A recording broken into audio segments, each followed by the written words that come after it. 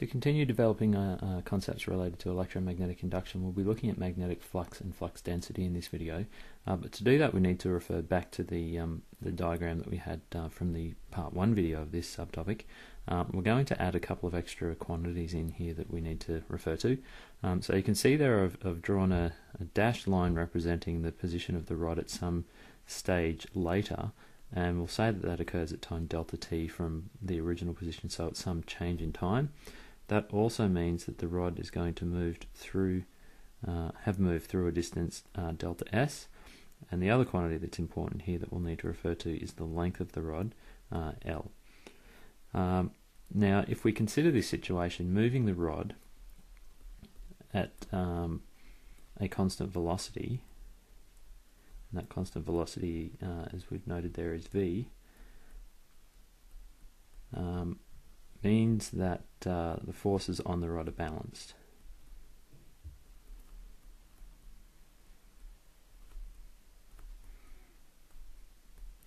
And if you recall, if we have balanced forces, just to make a bit of a link here, that's an example of Newton's first law, so Newton 1. What that means though is that the applied force to the right, so whatever it is that's actually dragging that to the right, whether it's your hand or some other mechanism, so the applied force to the right is equal and opposite to a magnetic force.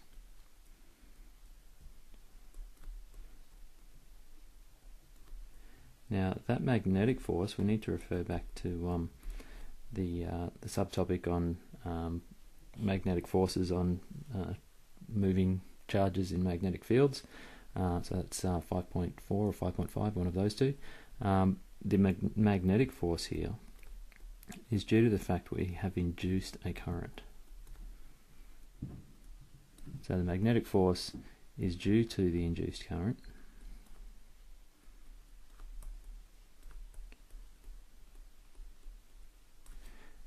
And that induced current is moving through a magnetic field.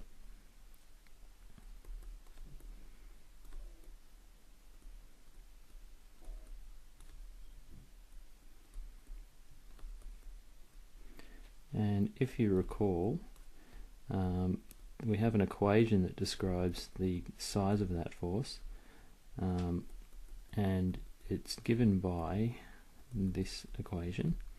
So this is one that you've already seen. The force here is equal to the magnetic field strength, B, multiplied by the current, multiplied by the length of the conductor itself. Now there is also a sine theta term there, so that sine theta term deals with situation where you don't have everything being perpendicular. To simplify this explanation, though, we're going to leave that out, and interestingly the data booklet actually doesn't worry about the sine theta term here either. So there's the force that is the magnetic force, and as we said, the force that's being applied is equal and opposite to that. So we can use that to indicate or to calculate the work done on the rod. So in moving the rod to the right, we have a force that's being applied.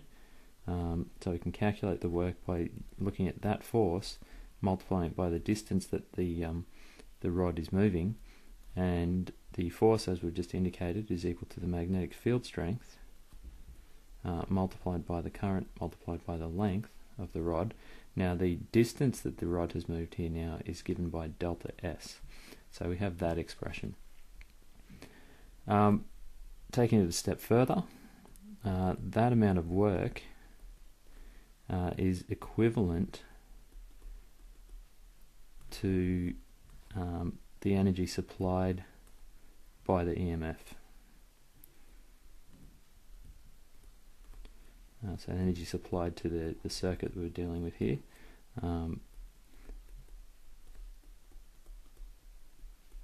And it's energy supplied by I should mention that's the induced EMF. So in doing the work on moving the rod, we're inducing an EMF, and the amount of work that we do is equal to the EMF that's going to be induced. Now again, referring back to previous equations that we've seen, In this case we can look at the equation W equals QV. I'm going to use a delta Q there so that that lines up with the delta S, the delta T, so the amount of charge that's moving through the circuit will be the amount of charge that's flowing here.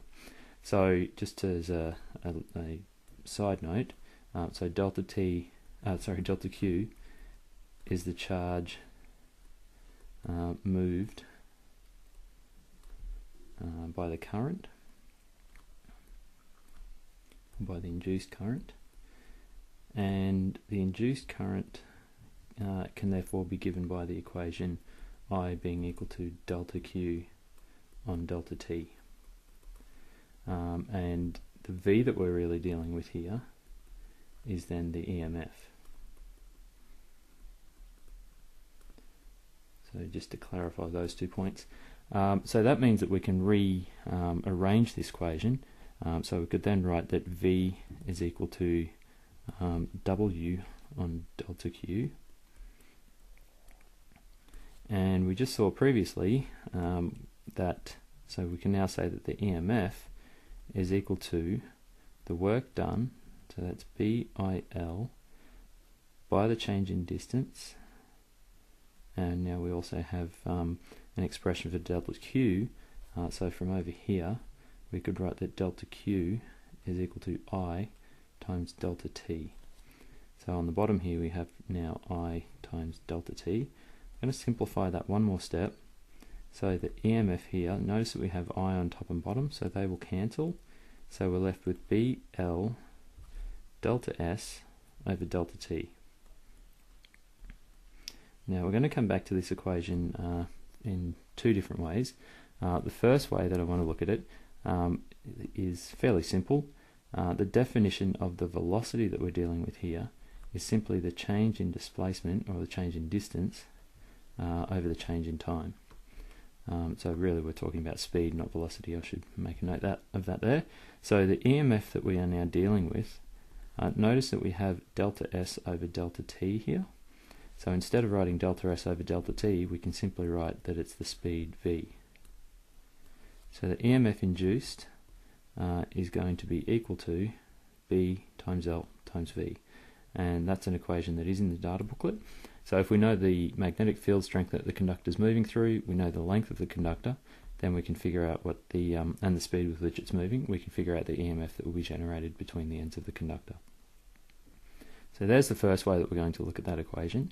The second way, if you go, let's just go back and have a look really quickly. We've got these two terms L and delta S. So if we go back up to the graph, you can see here that we have a length here and a delta S value there, and if we draw a box all around that, what we're actually calculating if we take L times delta S is that area that is basically sort of swept out by the conductor itself. So alternatively here, we can say that L times delta S is actually equal to a change in area. So as delta S increases, the area is going to increase, and so we've got a change in area. So that equation then can also be expressed as EMF is equal to B times delta A on delta T.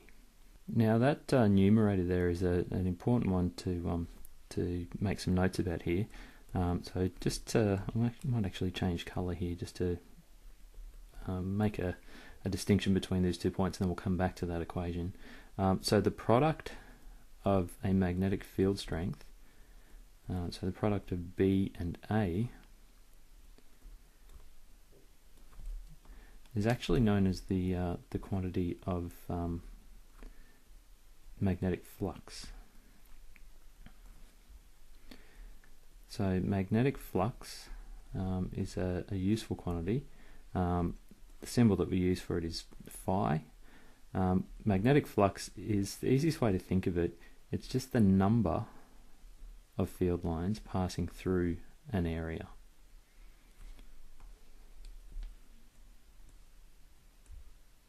So number of magnetic field lines passing through an area. So notice that it doesn't actually have to do with the density of those, or the size of the area for that matter. It's just the number of field lines that pass through an area.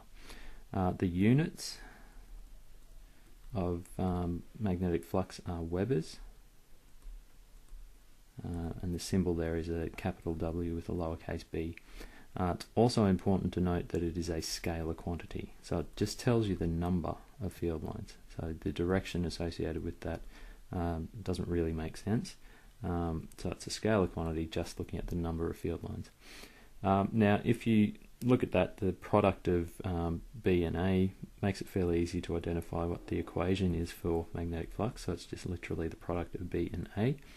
But that's only if B is perpendicular to the area.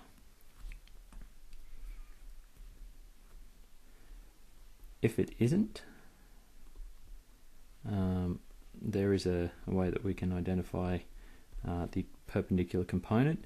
I'm not going to go through the derivation here, we've seen it a few times in different ways, but you could look at the perpendicular component of the B field in the component of the B field that's perpendicular to the area, and that equation would be BA cos theta, where theta is the angle between the two. I'll leave that one for you to have a look at. We might go over it quickly in class just to make sure that everyone's clear on how that relates to, or how the cos theta term relates. So there's the concept of magnetic flux. If we take that one step further, we can then identify that we have another quantity that's known as magnetic flux density. And if you think about density, that's the amount over a particular area or surface. So magnetic flux density here would be given by the equation phi on A, and magnetic flux density here then is just equal to magnetic field strength. So magnetic flux density is the same as magnetic field strength. So if we look at those two quantities, magnetic flux density and magnetic field strength, they are the same thing, just from different perspectives.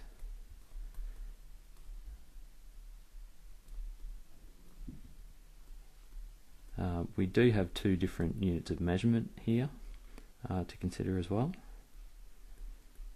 So if you think about the quantity of magnetic flux density, the units there are going to be, so if we look at magnetic fluxes in Webers and areas in square meters, so we'd say that that's Webers per square meter. So 1 Weber per square meter is equal to 1 Tesla, which is the unit for magnetic field strength.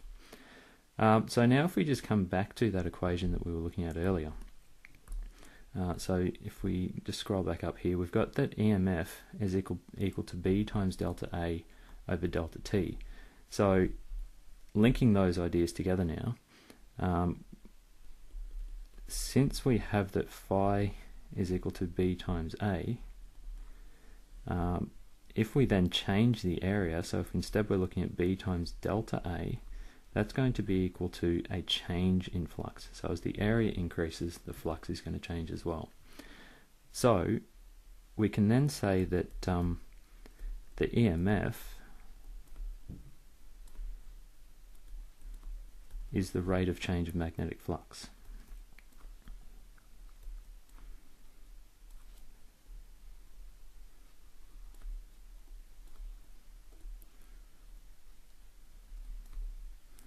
And so the equation that we can write then, EMF is equal to delta phi on delta T. So as the flux changes, we'll generate an EMF. Now I'm not going to highlight that equation now because we're going to develop that even further, and that will be the content for the next couple of videos. So we'll basically just be building on this equation and looking at a few extra ways that we can tie this, tie a few more ideas together. And basically that's going to be taking what we had initially there with a single loop with a rod that can move through a magnetic field. We're going to take that to multiple loops, so basically looking at a solenoid and how this idea of EMF relates to, or how you can produce an EMF using a solenoid. So that will be in the coming videos.